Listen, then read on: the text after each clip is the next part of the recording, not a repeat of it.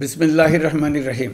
প্রিয় দেশবাসী, শিশু, কিশোর কিশোরী, তরুণ তরুণী, ছাত্রছাত্রী, নারী পুরুষ, নবীন প্রবীণ সবাইকে আমার সালাম জানাচ্ছি। আসসালামু আলাইকুম। গত বছর আগস্ট মাসে জুলাই গণ অভ্যুত্থানের শক্তি বলে আমরা অন্তর্বর্তী সরকার গঠন করেছিলাম। এরপর আমরা এখন আমাদের মেয়াদে একটি অত্যন্ত গুরুত্বপূর্ণ সন্ধিক্ষণে উপনীত হয়েছি। আমাদের সরকারের উপর ন্যস্ত দায়িত্ব ছিল মূলত তিনটি: হত্যাকাণ্ডের বিচার করা, একটি জবাবদিহিমূলক ও কার্যকর গণতান্ত্রিক ব্যবস্থায় উত্তরণের জন্য প্রয়োজনীয় সংস্কারের আয়োজন করা এবং সুষ্ঠু নির্বাচনের মাধ্যমে নির্বাচিত সরকারের কাছে ক্ষমতা হস্তান্তর করা। আমরা জুলাই গণ অভ্যুত্থানকালে তৎকালীন ফ্যাসিস্ট সরকারের নির্দেশে সংগঠিত হত্যাকাণ্ডের বিচার কাজ এগিয়ে নিয়ে যাচ্ছি। এই বিচারের উদ্দেশ্যে গঠিত আন্তর্জাতিক অপরাধ ট্রাইব্যুনাল তাদের প্রথম রায় শীঘ্রই দিতে যাচ্ছে। ট্রাইব্যুনালে আরও কয়েকটি মামলার বিচার চূড়ান্ত পর্যায়ে রয়েছে। সাধারণ ফৌজদারি আদালতগুলোতেও জুলাই হত্যাকাণ্ড সম্পর্কিত কিছু বিচার কাজ শুরু হয়েছে। আমরা একই সাথে দেশের ইতিহাসে প্রথমবারের মতো গুমের মতো নৃশংস অপরাধের বিচার কাজ শুরু করেছি। আমি আনন্দের সঙ্গে আপনাদের জানাতে চাই যে সংস্কারের ক্ষেত্রেও আমরা ব্যাপক অগ্রগতি অর্জন করেছি। অন্তর্বর্তী সরকার নিজ উদ্যোগে বা বিভিন্ন সংস্কার কমিশনের প্রস্তাবের ভিত্তিতে অনেক গুরুত্বপূর্ণ সংস্কারের কাজ সম্পন্ন করেছে। কিছু প্রস্তাবিত সংস্কারের কাজ এখনও চলমান আছে। অধ্যাদেশের মাধ্যমে বা বিদ্যমান আইন সংশোধন করে বিচার বিভাগের স্বাধীনতা, বিচার ব্যবস্থাপনা, আর্থিক খাতে স্বচ্ছতা, প্রাতিষ্ঠানিক সক্ষমতা বৃদ্ধি, ডিজিটালাইজেশন সম্প্রসারণ ও দুর্নীতি প্রতিরোধে বিভিন্ন সংস্কার সম্পন্ন করা হয়েছে। ভবিষ্যতে সুশাসনের জন্য এসব সংস্কার বড় ভূমিকা রাখবে বলে আমরা মনে করি। আশা করি আগামী নির্বাচিত সরকার সংসদে আলাপ আলোচনার মাধ্যমে এইসব সংস্কার গ্রহণ করবে। আমাদের আরেকটি গুরুদায়িত্ব হচ্ছে সুষ্ঠু নির্বাচন অনুষ্ঠান। আমি ঘোষণা করেছি যে আগামী ফেব্রুয়ারির প্রথমার্ধে জাতীয় সংসদ নির্বাচন অনুষ্ঠিত হতে যাচ্ছে। এই নির্বাচন উৎসবমুখর, অংশগ্রহণমূলক ও সুষ্ঠুভাবে অনুষ্ঠানের জন্য আমরা সব প্রস্তুতি গ্রহণ করছি। আমাদের উপর অর্পিত দায়িত্ব আমরা সঠিকভাবে পালন করার জন্য সর্বাত্মক চেষ্টা করে যাচ্ছি। প্রিয় দেশবাসী, রাষ্ট্রকাঠামো সংস্কারের প্রস্তাব তৈরির লক্ষ্যে জাতীয় ঐকমত্য কমিশন নিরলসভাবে গত প্রায় 9 মাস ধরে কাজ করেছে। এই সময় কমিশন জুলাই গণ অভ্যুত্থানে অংশগ্রহণকারী রাজনৈতিক দলের প্রতিনিধিদের সঙ্গে দীর্ঘ আলাপ আলোচনা করেছে। অত্যন্ত সৌহার্দ্যপূর্ণ পরিবেশে ধৈর্য সহকারে রাজনৈতিক দলগুলো কমিশন কর্তৃক উত্থাপিত বিভিন্ন সংস্কার প্রস্তাব নিয়ে যুক্তিতর্ক উপস্থাপন করেছেন। মতের পার্থক্য থাকলেও তা কমিয়ে আনার চেষ্টা করেছেন। অনেক বিষয়ে ঐকমত্যে আসতে পেরেছেন। দেশবাসী সরাসরি সম্প্রচারের মাধ্যমে এই পুরো কার্যক্রম দেখতে পেরেছেন। এটি বাংলাদেশের রাজনীতির ক্ষেত্রে তো বটেই, পৃথিবীর অনেক দেশের জন্য এক অভূতপূর্ব ঘটনা। এটি ভবিষ্যৎ রাজনীতির জন্য আশাব্যঞ্জক। আমি ঐকমত্য কমিশনের সদস্যদের এবং রাজনৈতিক দলগুলোর নেতৃবৃন্দকে গণতান্ত্রিক চর্চার এই অসাধারণ আয়োজনকে সফল করার জন্য আবারও আন্তরিক ধন্যবাদ জানাচ্ছি।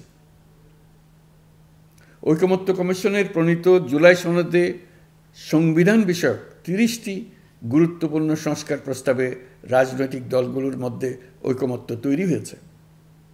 এটি একটি ঐতিহাসিক অর্জন। কিছু প্রস্তাবে সামান্য ভিন্নমত আছে, বাকি অল্প কিছু প্রস্তাবে আপাতদৃষ্টে মনে হয় অনেক দূরত্ব আছে, যা গণতান্ত্রিক প্রক্রিয়ায় অস্বাভাবিক কিছু না। তবে খতিয়ে দেখলে দেখা যায় যে এসব প্রস্তাবগুলোর ক্ষেত্রেও আসলে মতভিন্নতা খুব গভীর নয়। কেউ সংস্কারটা সংবিধানে করতে চেয়েছেন, কেউ আইনের মাধ্যমে করতে চেয়েছেন, কিন্তু সংস্কারের প্রয়োজনীয়তা, নীতি ও লক্ষ্য নিয়ে কারো মধ্যে মতভেদ নেই। কাজেই রাজনৈতিক দলগুলোর প্রকাশ্য বক্তব্য যতখানি পরস্পর বিরোধী অবস্থানে আছে বলে মনে হয়, জুলাই সনদ সঠিকভাবে বিশ্লেষণ করলে ততখানি মত পার্থক্য দেখা যায় না। এটি আমাদের অনন্য অর্জন। এতে জাতি এগিয়ে যেতে সাহসী হয়।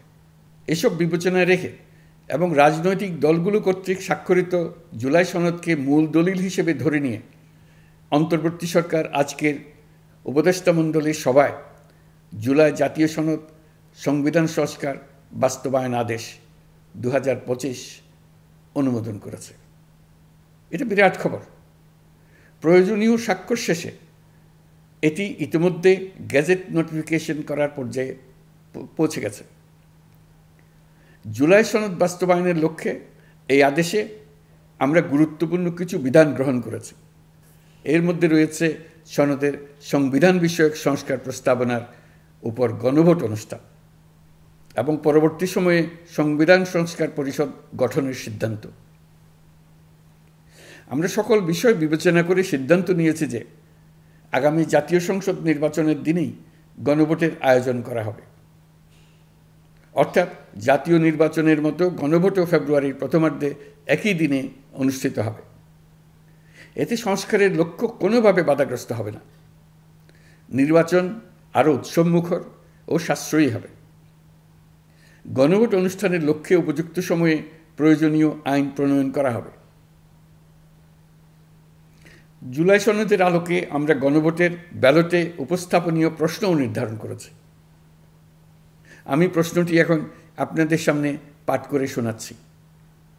প্রশ্নটি হবে এরকম: আপনি কি জুলাই জাতীয় সনদ সংবিধান সংস্কার বাস্তবায়ন আদেশ 2025 এবং জুলাই জাতীয় সনদের লিপিবদ্ধ সংবিধান সংস্কার সম্পর্কিত নিম্নলিখিত প্রস্তাবগুলোর প্রতি আপনার সম্মতি জ্ঞাপন করছেন? ক, নির্বাচনকালীন সময়ে তত্ত্বাবধায়ক সরকার, নির্বাচন কমিশন এবং অন্যান্য সাংবিধানিক প্রতিষ্ঠান জুলাই সনদে বর্ণিত প্রক্রিয়ার আলোকে গঠন করা হবে। খ, আগামী সংসদ হবে 2 কক্ষ বিশিষ্ট। জাতীয় সংসদ নির্বাচনে দলগুলোর প্রাপ্ত ভোটের অনুপাতে 100 জন সদস্য বিশিষ্ট একটি উচ্চকক্ষ গঠিত হবে এবং সংবিধান সংশোধন করতে হলে উচ্চকক্ষের সংখ্যাগরিষ্ঠ সদস্যের অনুমোদন দরকার হবে। গ, সংসদে নারীর প্রতিনিধি বৃদ্ধি, বিরোধী দল থেকে ডেপুটি স্পিকার ও সংসদীয় কমিটির সভাপতি নির্বাচন, প্রধানমন্ত্রীর মেয়াদ সীমিতকরণ, রাষ্ট্রপতির ক্ষমতা বৃদ্ধি, মৌলিক অধিকার সম্প্রসারণ, বিচার বিভাগের স্বাধীনতা ও স্থানীয় সরকার সহ বিভিন্ন বিষয়ে যে 30টি প্রস্তাবে জুলাই জাতীয় সনদে রাজনৈতিক দলগুলোর ঐকমত্য হয়েছে, সেগুলো বাস্তবায়নে আগামী নির্বাচনে বিজয়ী দলগুলো বাধ্য থাকবে। ঘ, জুলাই সনদে বর্ণিত অন্যান্য সংস্কার রাজনৈতিক দলগুলোর প্রতিশ্রুতি অনুসারে বাস্তবায়ন করা হবে। গণভোটের দিন এই 4টি বিষয়ের উপর একটি মাত্র প্রশ্নে আপনি হ্যাঁ বা না ভোট দিয়ে আপনার মতামত জানাবেন। গণভোটের সংখ্যাগরিষ্ঠ ভোট হ্যাঁ সূচক হলে আগামী সংসদ নির্বাচনে নির্বাচিত প্রতিনিধি নিয়ে একটি সংবিধান সংস্কার পরিষদ গঠিত হবে। এই প্রতিনিধিগণ একই সাথে জাতীয় সংসদের সদস্য হিসেবে দায়িত্ব পালন করবেন। পরিষদ তার প্রথম অধিবেশন শুরুর তারিখ হতে 180 কার্যদিবসের মধ্যে সংবিধান সংস্কার করবে। সংবিধান সংস্কার সম্পন্ন হওয়ার পর 30 কার্যদিবসের মধ্যে সংসদ নির্বাচনে প্রাপ্ত ভোটের সংখ্যানুপাতে উচ্চকক্ষ গঠন করা হবে। এর মেয়াদ হবে নিম্নকক্ষের শেষ কার্যদিবস পর্যন্ত। জুলাই সনদ বাস্তবায়নের অঙ্গীকারনামা অনুসারে সংবিধানে জুলাই জাতীয় সনদ অন্তর্ভুক্ত করার ব্যবস্থা গ্রহণ করা হবে। এটিও আজকে অনুমোদিত আদেশে উল্লেখ করা হয়েছে।